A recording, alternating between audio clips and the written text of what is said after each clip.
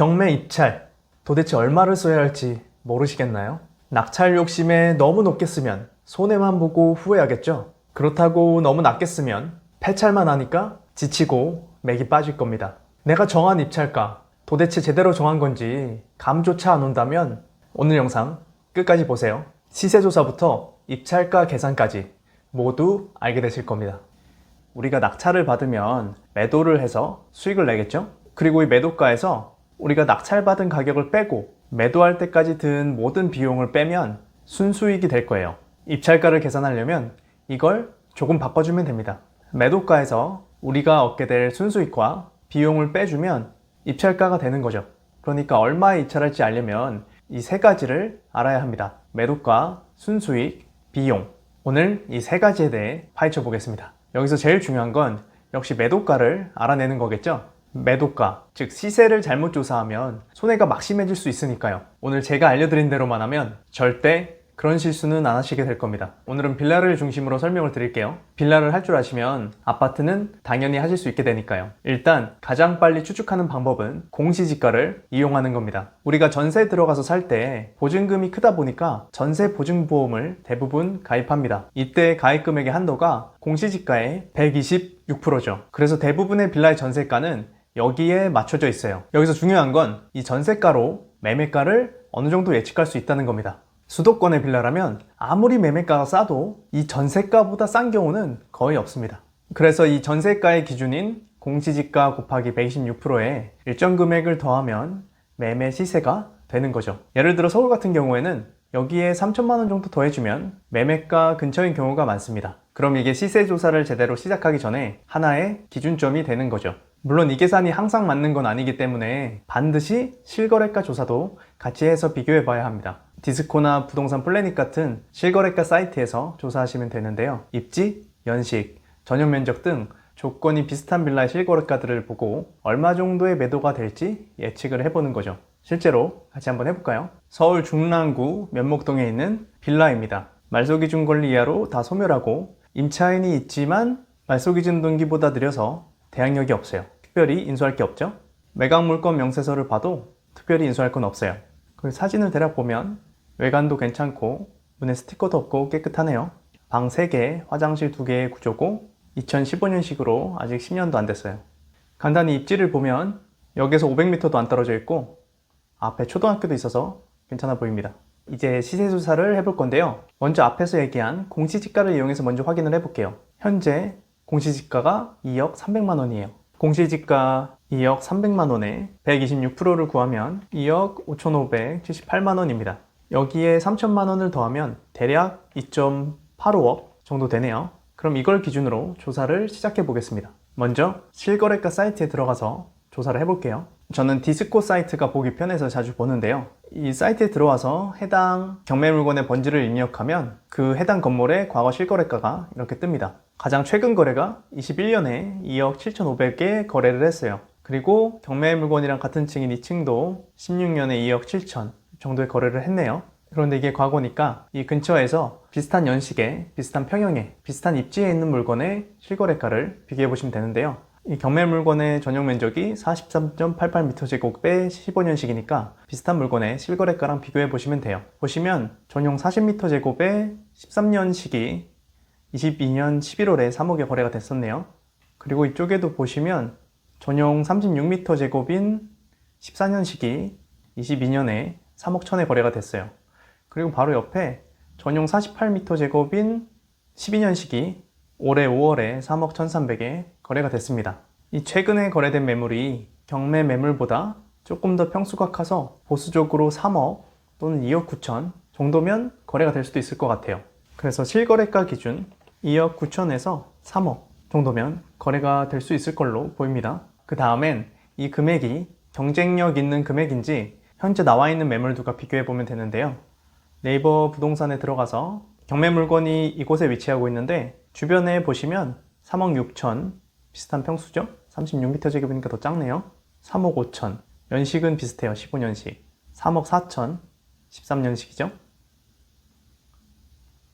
3억 4천 12년식이에요. 보시면 제일 저렴한 게 3억 4천입니다. 이 가격은 호가니까 이 가격에 지금 거래가 안 되고 있는 거죠. 그러면 이 가격보다 낮게 물건을 내놓아야 하는데 우리가 2억 9천에서 3억 정도에 내놓으면 분명히 이 사이에서 경쟁력이 있겠죠.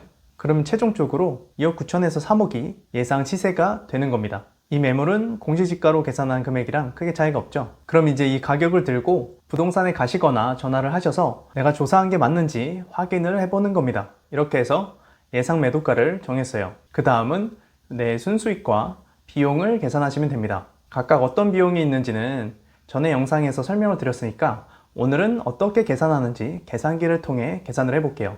자, 현재 최저가로 낙찰을 받았다고 해볼게요. 그리고 취득세는 1.1%겠죠. 대략적인 법무비를 넣어줬고요. 빌라는 미납관리비가 보통 많지 않기 때문에 50만 원을 넣어놨습니다.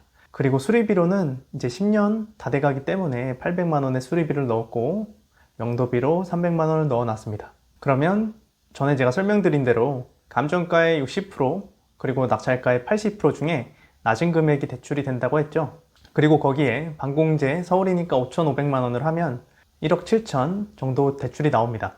이걸 기준으로 이자를 5% 그리고 우리가 대출을 받은 다음에 중간에 매도를 해서 상환을 하게 되면 중도 상환 수수료를 내는 경우가 많거든요. 보통 1% 내외여서 일단 1%로 계산을 했습니다. 그리고 우리가 조사한 대로 매도를 3억에 한다고 해볼게요. 그러면 보시는 것처럼 남는 게 없습니다. 그럼 1차적으로 이런 결론이 나오겠죠. 아, 이번 차수에 들어가면 안 되겠구나. 하지만 조사했으니까 이제 유찰이 되면 우리가 다시 입찰해 볼 수 있잖아요. 그럼 얼마에 입찰을 했지 계산을 해보는 거예요. 2억 7천을 써볼게요. 2억 7천에 입찰을 하면 700 정도 수익이 나네요. 근데 우리 투자금이 1억 2,700이 들어요. 근데 700 너무 작죠? 그래서 이렇게 바꿔가면서 내가 얼마에 입찰했을 때 얼마의 수익이 나는지 보면서 내가 입찰할 가격을 결정하는 겁니다. 2억 5천에 입찰했을 때 2,500만 원 정도 수익이 나네요. 여기서부터는 내가 투자금 대비 얼마의 수익을 냈지 내가 정한 수익률에 따라 정하시면 돼요. 그리고 여기에 추가로 입찰가를 정하실 때 경쟁률이 얼마나 될지 어느 정도는 예측을 하시고 참고를 하시면 좋은데요. 어떻게 확인하시냐면 이 경매 사이트에 조회수가 있어요. 여기를 보시면 최근 조회수가 나옵니다. 이 물건만 보셔도 매일 보는 사람이 꽤 있죠? 그러니까 어느 정도 몇 명 들어올 수도 있겠구나 예상을 하셔야 되는 거죠. 이뿐만 아니라 우리가 임장을 하거나 관리사무소를 가거나 하실 때 경매 입찰자들이 얼마나 왔는지도 조사를 해보시면 보탬이 됩니다. 그리고 추가로 경매 사이트에 보면 동일번지 매각이나 빌라는 잘 없어요. 아파트는 동일번지에도 매각 물건이 있어서 참고하시면 좋고 빌라는 인근 매각 사례를 참고하시면 돼요. 여기 보면 인근 매각 사례가 많이 있죠. 그러면 이제 비슷한 유형의 빌라들이 몇 %의 낙찰이 됐는지 입찰자는 몇 명 정도 들어왔었는지를 보셔서 이 동네 입찰 분위기를 보는 겁니다. 그래서 내가 입찰가를 정할 때 참고하시면 되는 거죠. 그리고 입찰가 정하실 때 주의하실 점이 있습니다. 낙찰 욕심에 입찰가를 너무 높게 쓰지 마시라는 건데요. 처음엔 그러시지 않겠지만 사람이 폐찰하다 보면 조급해지기 쉽거든요. 그래도 경매를 돈 벌려고 하는 거지 낙찰 받으려고 하는 건 아니잖아요. 힘들게 고생만 하고 남는 거 하나 없으면 억울하지 않겠어요? 물론 내가 시세조사부터 계산까지 제대로 해도 폐찰할 수 있어요. 낙찰 욕심에 너무 높게 쓰는 분들이 분명히 있거든요. 그렇다고 이분들을 이기려고 해서는 안 돼요. 나는 내 기준에 맞게 다시 입찰하시면 됩니다. 특히 빌라는 제대로만 하면 분명히 몇 번 입찰하면 낙찰을 받으실 거예요. 나는 일단 500만 원이라도 벌어볼래 하고 입찰가를 높게 쓰시잖아요. 그러면 누수 좀 생기고 매도가 바로 안 돼서 이자 좀 내다 보면 수익은 쪼그라들고 바로 마이너스 되는 겁니다. 오늘 영상에서는 진짜 유료 강의 내용까지 다 풀었으니까 옆에 경매 사이트 켜놓으시고 꼭 영상 보시면서 따라해보세요. 분명 첫 낙찰 받는데 큰 보탬이 되실 겁니다. 이 경매 공부 시작하시는 분들 중에 제일 안타까운 케이스가 경매로 1,000만 원이라도 벌어보고 싶다고 하시면서 내 시간과 노력은 10만 원치도 안 쓰시는 분들이에요. 생각해보세요. 보통 사람들이 직장 가서 월급 300, 400만 원 받으려고 몇 년을 공부하나요?